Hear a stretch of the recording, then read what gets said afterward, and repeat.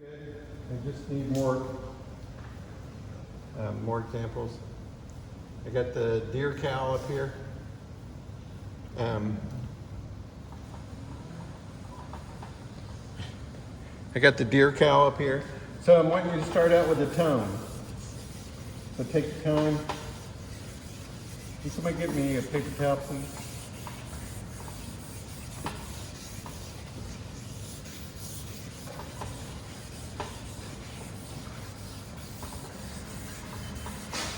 So this is a piece of archer's paper. Used up one charcoal.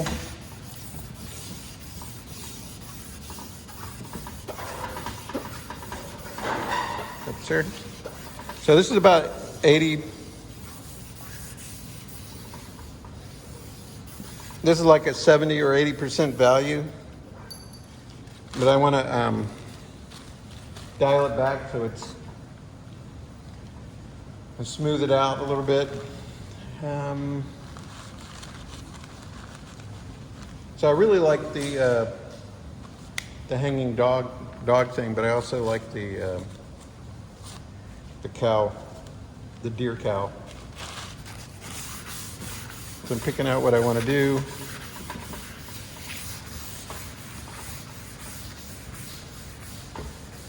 And this softens the background, and it still has some of the strokes in it.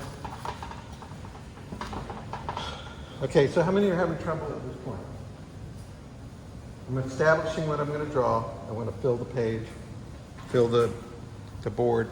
So I'm going to do, I'm going to take this deer cow, so I'm going to draw the antlers on top of it. So I look at the piece, and I see this swoop comes down, and I like that movement. So when you're doing your gestural drawings, I divide it in half. I get my lines in, divide it in half. So this is pretty much square. The whole shape is going to end up as square. My antlers are about here. My cow head actually comes along the bottom here, and I want to have this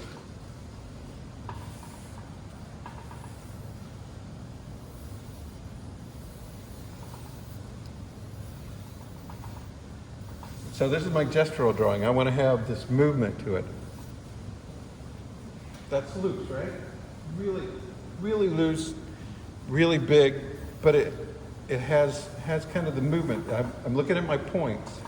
So these are where when I'm putting a grid in my head, I see that the antler curve is here. The antlers meet the skull here. The back of the skull is here. I'm going to come along the bottom of the skull and here.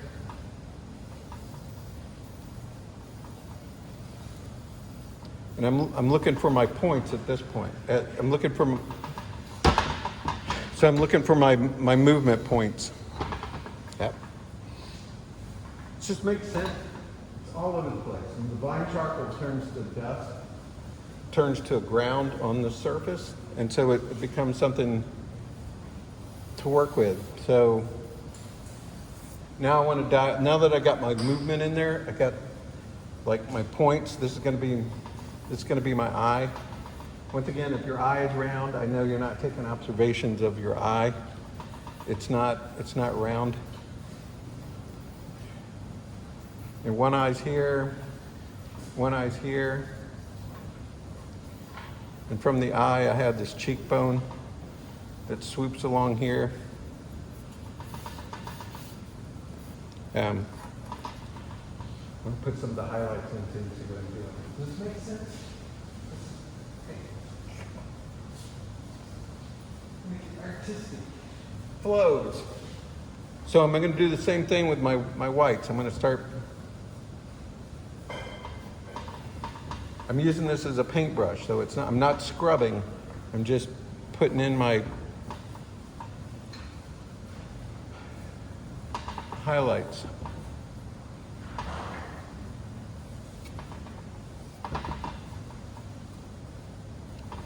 I'm obviously working really big at this point still.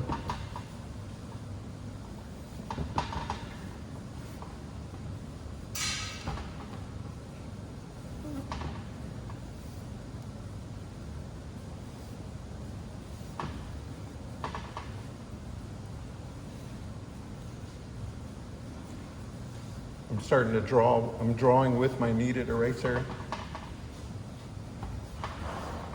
And the reason why I'm not sticking with simple shapes like you saw with the like we could be working with really simple shapes and really simple shadows, but I feel like you have so much to learn in such a short time, like pushing you a little more into the deep end of the pool to try to figure out these way more complicated shapes.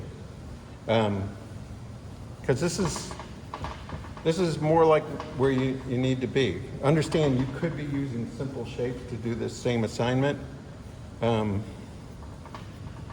which for, when you're doing your home Kamasukura drawing, switch to simple shapes and more dramatic shadows and less of this. So I found that now I can start I'll come back and I'm going to tighten it up. At this point, I have my movement, I pretty much have it, where I have this eye and I know that the other eye is like on this line. So it's over here.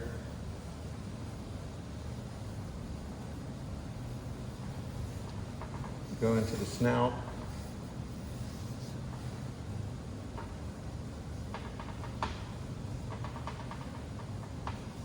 Just let it go off, letting the skull run off the page.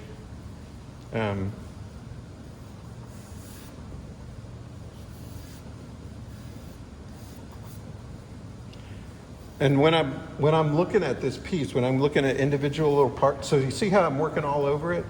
I'm moving from one place to the other. I'm looking for my lights and darks, and I start filling them in, and I'm making sure I stay balanced with the whole thing. So I'm looking at So one of the things I found is, like, if you stopped and you just started working out the details of the eye, that you'll make it bigger or smaller, and that will affect the entire piece. This is a common cow, and you pretty much know the symmetry of the common cow subconsciously. A lot of people know the symmetry of the cow, so you're gonna, it'll be noticed. If you're working on the wildebeest, it's gonna, that's a stranger animal. It has almost a different set of symmetry to it. So I'm not putting in my brightest whites. I'm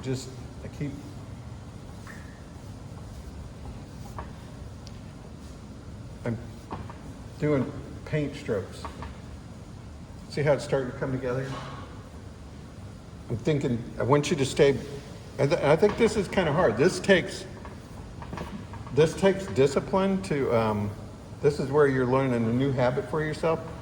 To take a stroke, look, take a stroke, look. It's impossible to memorize this and draw. You draw it. The key to drawing from observation is to take a stroke, look. Now I want to look. The back of this is complicated. I look at each individual shadow like it's an abstraction, like I'm copying the Nike logo or something like that. Like you can see where there's like an abstract shape right here. And this is actually, like, I know graphic designers that will do this, and they will take the abstraction of a shadow and make that the logo. They'll build on that. They'll break down little bitty parts and make it.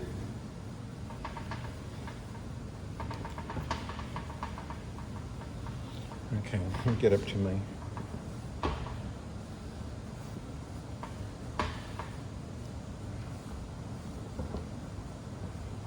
Get my horns in there.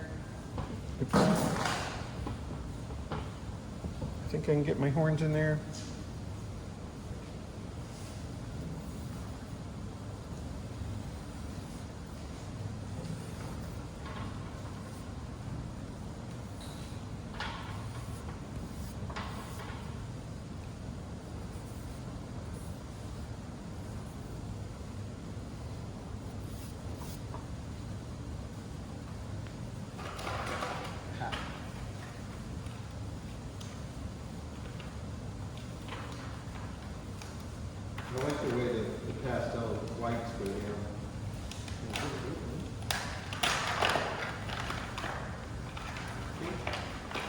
got it.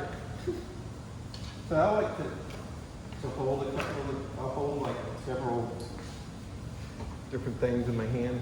This is like post-impressionists, like Lautrec would walk around with a handful of pastels and everything in their hand.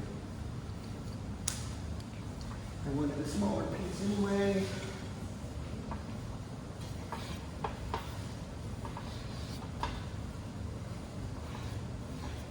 And I love how, the one thing about the Archer's cover is that I just love how the pastels go down on it.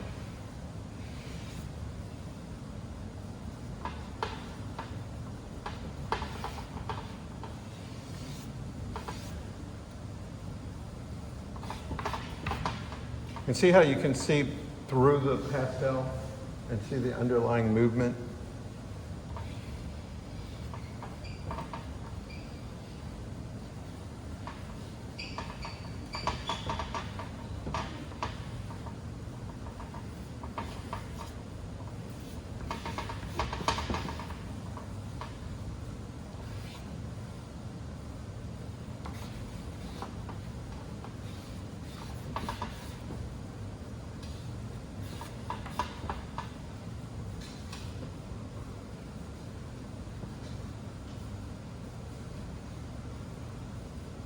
This is where you start using that's contour line drawing that we were doing last class.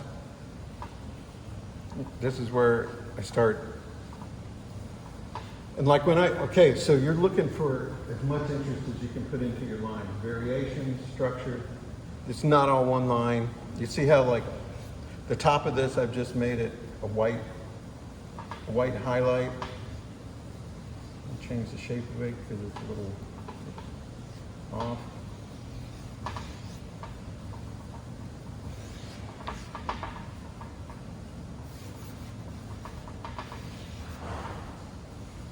So this is, okay, so now down to the teeth. Once again, the pro tip for the teeth is to like draw like right underneath where the teeth are.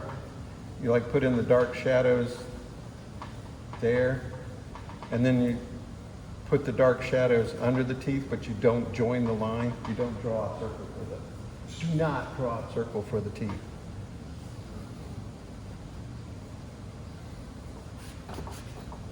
Get the shadow that puts it on the ground. Even though it's not all on the ground.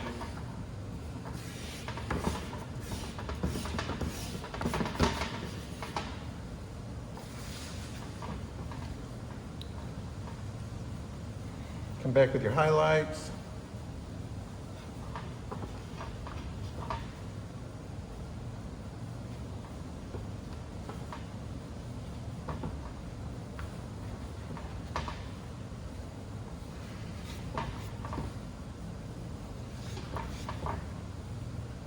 Once you get, okay, you get the,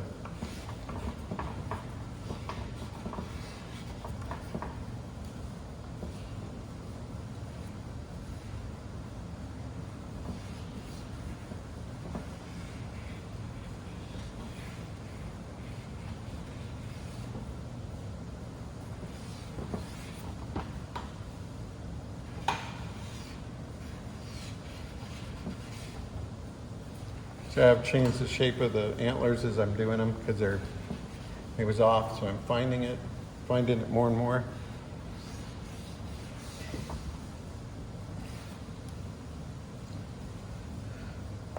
Come back with my midtones. Start. Observation, look, observation, draw. Observation, draw. Observation, draw. Try this. Observation, put a stroke. And I'm using my midtone, so I'm just going across the skull and I'm looking at midtones. Observation, draw. Observation, observation, draw. Observation with black, put in a stroke. Observation, Put in a stroke. Observation. Observation.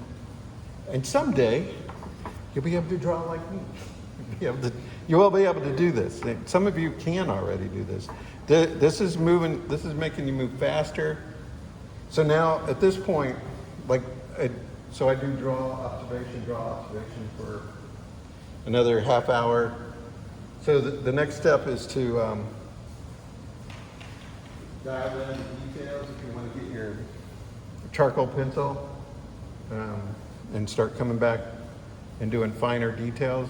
That's not like putting these hairline cracks in, they're just barely there. You don't have to do much to get them in there.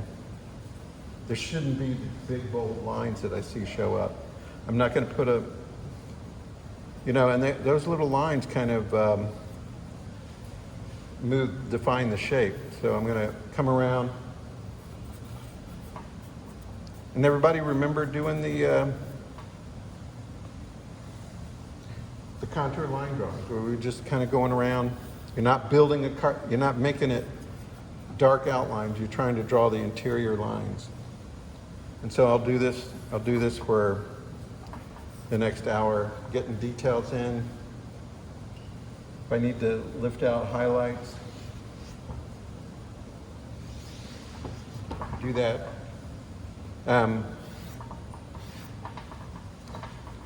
Okay. So this is where I'll turn on the QuickTime. Takes a picture every 15 seconds and it looks like I paint really fast. But I want to draw on this a little bit more.